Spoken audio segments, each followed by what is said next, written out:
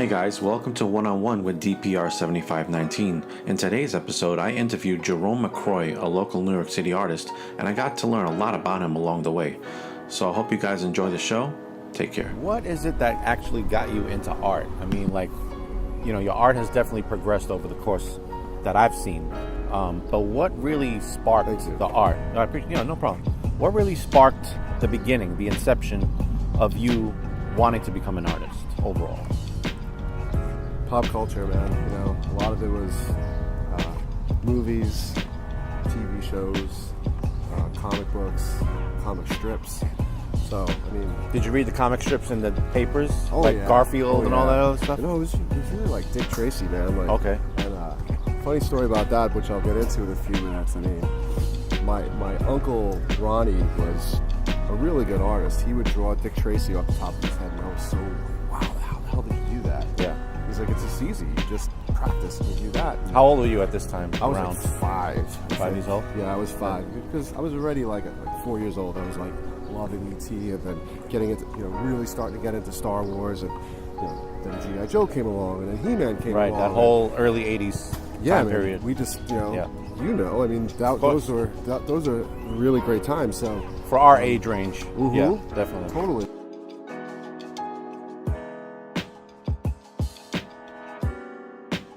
My uncle had that really really good gift, and then I remember when my cousins used to come by, and we had a really big family, but one cousin was so good. I remember this one thing that he drew that I really probably shouldn't say on camera, but it was a piece of crap, and he put a halo around it, and he wrote "Holy" the first time. Okay, yeah. And I was like, wow, this is crazy It was stuff. an interesting way to take humor with visual and adding all those elements. Yeah, and he's what, maybe 7 years old at the time. Okay. And now he's like this amazing tattoo artist that's lived in 5 states, and that's something where he knew at an early age that he was going to do that. And over time, for me, I went away from art a bit. I would always do it, in drips and drabs, but never really focused as the art you see now. Right. And there's always a reason for it, but back then, it was, you pick up a piece of paper, you draw. You have a pencil, you draw. So I was always doodling in my notebooks in school. At Christmas time, I do remember one year taking some of the Christmas paper, flipping it on the other side, and writing on the white side of the Christmas paper. Things like Santa Claus and. So tiny little tidbits, little Easter eggs throughout the course of your early career. Then you started to become a teenager. I know you have told me, off camera, you really were into basketball, same thing that I was at one point. So your interest probably shifted a little bit away from art in your teenage years, or is that a fair assumption? Oh, no, you know what? Teenage years, it was music, it was hanging out. Right. It was school, obviously, but yeah. It was music, it was basketball, it was girls. Obviously. It's I don't even know if it was even in that order. In the order, yeah. Girls, music, basketball, music, girls again. Yeah, it all flips. Yeah.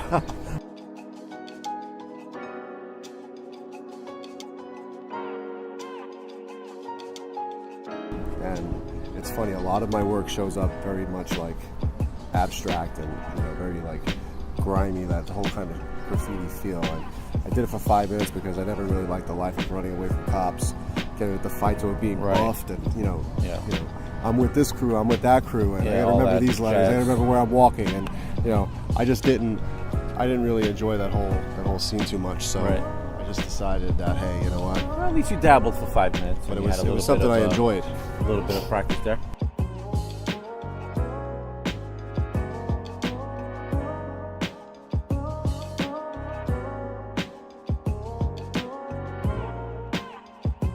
So, what about the early 20s? From 20 to 25 period. Well, anything that you specifically remember around that era? That was an interesting time in my life. When I was 18, my mom died, and everything just kind of changed. I had to grow up real fast. I had to work, and so all the priorities started to shift. I put college off right away because I had to I had to invest in myself, and what I mean by that is I had to make sure I found a place to live. I had to, have food for myself and clothe myself, and I had a job working for Blockbuster Video, which was an amazing creative outlet for me. Be kind, rewind. Exactly, but a lot of the things that I saw and that I really enjoyed being inspired by came about during that mid-90s period where I was working for Blockbuster. So working for Blockbuster is interesting because now I'm kind of trying to put all the pieces together. Basically, you're around a lot of pop culture, you're around a lot of movies, in general, and part of your job was to really talk about movies for, the majority of your time there. So movies definitely played a big influence, even at a subliminal level, because now I see you always drawing stuff, from movies and actors and stuff like that, and I can see now, after you're explaining it, like all the things that have led up to now. I mean, we're leaving a few things out, but I could kind of see where everything was spawning. Yeah, it was the time in the 90s with, Pulp Fiction, movies like The Lion King, Usual Suspects. Like, these are all the things that we're putting back on the shelves all the time, and talking about this anime film. Even just like really like hardcore like independent films that people hadn't heard of at the time. Like I remember, when Clerks came in, there were so many references. I mean, people talk about Silent Bob and Jay, and like people had no idea who they were, and even to this day, there's still people that have no idea. And just the creative genius that inspires people. Like those are the kind of things that I was exposed to all the time. That kind of kept me going, like subliminally. I wasn't creating so much then. I was doodling, here and there, writing on receipts at work, but not necessarily like putting down anything that I'm like from start to finish. Right.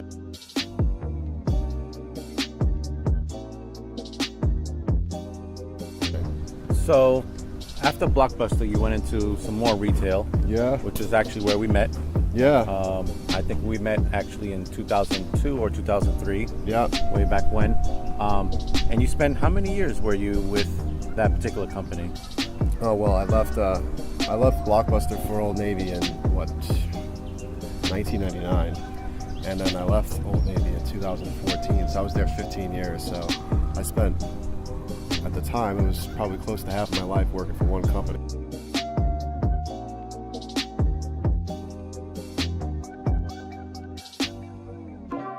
Yeah, 15 or 16 years, different positions at work. I got married, divorced, married again, had a kid. Yeah. Where's your kid now? It's right over here. Hey, what's up, buddy? Well, this is Aiden.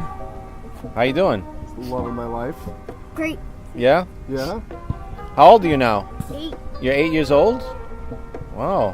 What are you into? What kind of things are you really into, passionate about? Wrestling and video games. Do you draw like your dad too? Yeah, at home. Who's better? My dad. Oh, okay. One of the biggest things that I was worried about in moving to California and being a parent from afar is the type of relationship that I was going to have with my son. Was what type of impact is it going to have? Is it going to have a lasting impact? Is my kid going to think that I abandoned him? Is my kid going to think that I'm there? And I really wanted to make sure that there was something that he and I had that was special to us, that no one could take away, no matter how many miles, no matter what the distance is. And a big part of me reigniting the flame for art and the passion for art was really being inspired by my son and doing things that really please him, that really get him excited. And it started out with Avengers. It started out with really getting into DC and Marvel characters, and then now it's evolved into WWE. It's evolved into Roblox and other things. It's evolved into the time that we spend.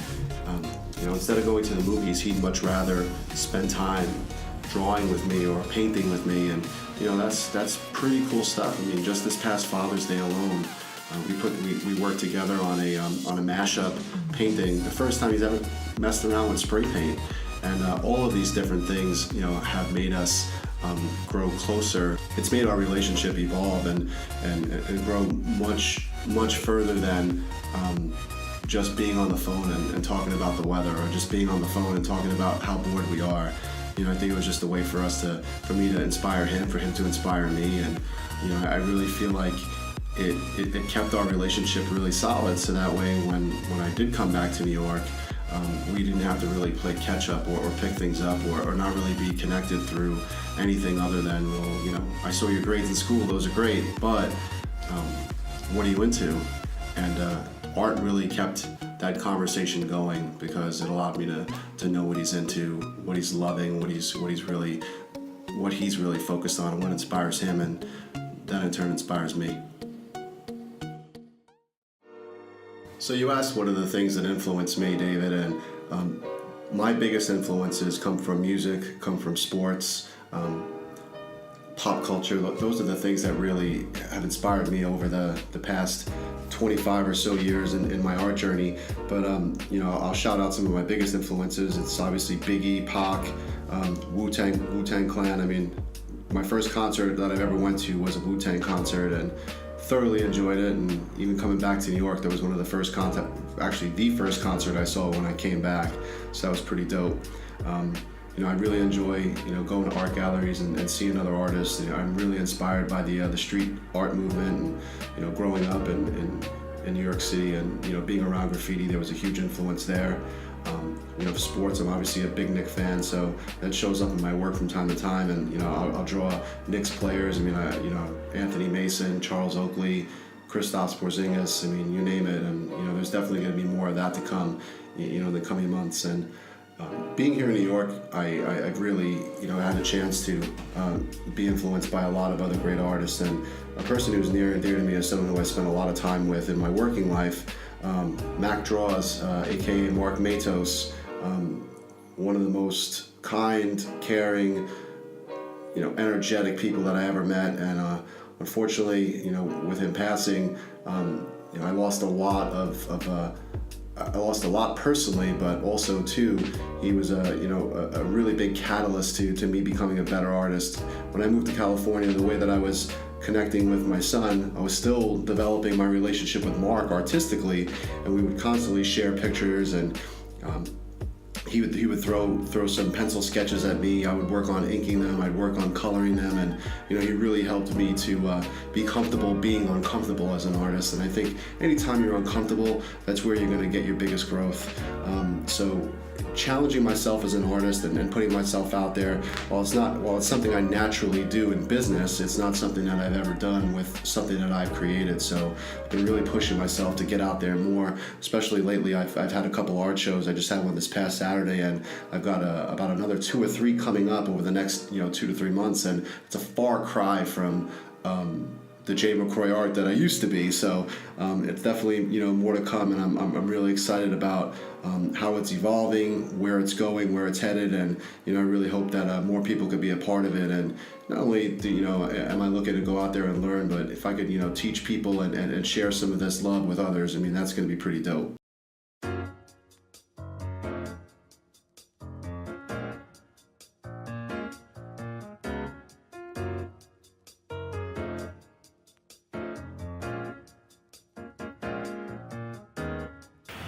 So, all of that has kind of formed you, or molded you, rather, to the artists that you are now, with all of these life experiences, everything from your childhood, everything from your mid-20s, Blockbuster, retail, Old Navy, moving to Cali, pop culture. All these references have kind of shaped you into the type of artist that you are currently. Or am I a little bit off, or can you elaborate? No, I don't think you're off, and I'd love to talk more. Listen, anytime you've gone through so many different changes in life, it's going to make changes the way you operate on anything. Whether it's who you are at work, whether it's who you are as a dad, who you are as a sibling, right. Just who you are as a person. The second divorce, that one hit me pretty hard, and just not to make this such a somber toning thing, I can tell you that I went through a depression. I was, you saw me probably at my lowest point in life, and with help of really good friends, with the help of talking to people, with the help of also too just kind of zoning into the type of work that I do. There was a period where everything I did was really dark. I was drawing like all these different horror characters. I was writing, I was actually creating all these letters that were just like these words of like amazing like emotion, but I really wasn't feeling that emotion. I was like very numb from medication and just overall like, dude, anybody who sleeps more than like 7 or 8 hours a day, and my mind is depressed. I was sleeping like 12. It was fucking bad, part of my French. So you had to snap out of it, you know, and the things that I started doing to snap out of it was going to the gym. Going to the gym got me out of bed, gave me a reason to wake up. It gave me clarity, it gave me confidence, it gave me strength. All the things that going to the gym helps you with, but it really took away a lot of the negative energy. There's so much negative energy that's surrounded by a divorce and the uncertainty and all that other stuff. The gym gave me so much focus. Not only the gym, but the supportive people that I stayed connected with. I got a buddy James who was going through HD and ran a marathon, and if anybody knows what Huntington's disease is, I mean, it's a pretty debilitating disease in its own right, but to run a marathon as a result, you find focus. And the gym is definitely an area where a lot of people who need focus in their life, who want to clear through a lot of negative energy, where they get it from. And I really enjoy my time in the gym, and I'm doing things with my body that I've never done before. And having a six-pack at 40 years old, or 40 plus, I should say, at this point, is definitely something that I'm proud of, and it's helping me become a better parent, a better employee at work, a better leader, and most importantly, a better dad. With that too, I was working for a place that, while I was going through this, I knew it was kind of time to move on, and everything just kind of all happened at once. And Big snowball of events. Big snowball, and Right.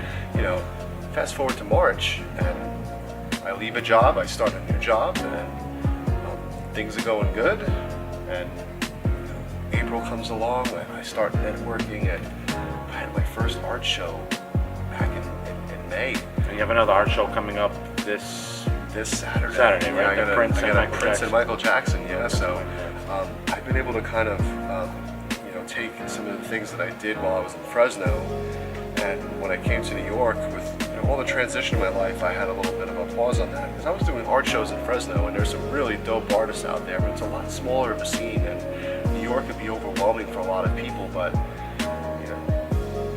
I've just been able to network with some really cool people, between fantasy and color, which is what I'm doing, which is what I did in May for a show, and then I'm doing another show, like I said, the Michael Jackson Prince one. Then I met these folks at New York City Grind that we're doing a show on July 7th called This Is America, right around the time of the 4th of July, but a really big like homage to just kind of the state of where we are as a country. And anytime I could do art that has some meaning to it, man, I go all in. And Michael Jackson and Prince were probably like two of the most important influencers in my life. Icons. When I was a kid, Yep. I still remember. I went to my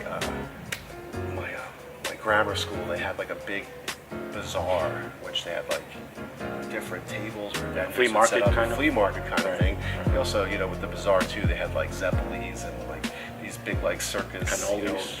Zeppelis, Yeah. cannolis, and then like the big circus thing going on. But I still remember, I told my mom I really want that poster. It was a Michael Jackson Thriller poster. It was up in my room for all of 3 nights. It kept me awake.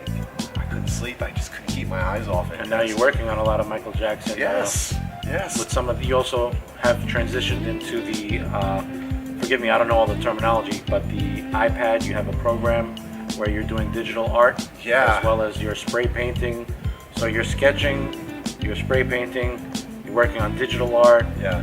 You really started to expand, and free your mind, kind of like that song from En Vogue. Yeah. So you're kind of, And Vogue was dope, by the way. Vogue was great. I used to have a crush on Vogue. I had a crush on all of them. Anyway, that's not about En Vogue. It's about you. But yeah, I personally have seen the transition.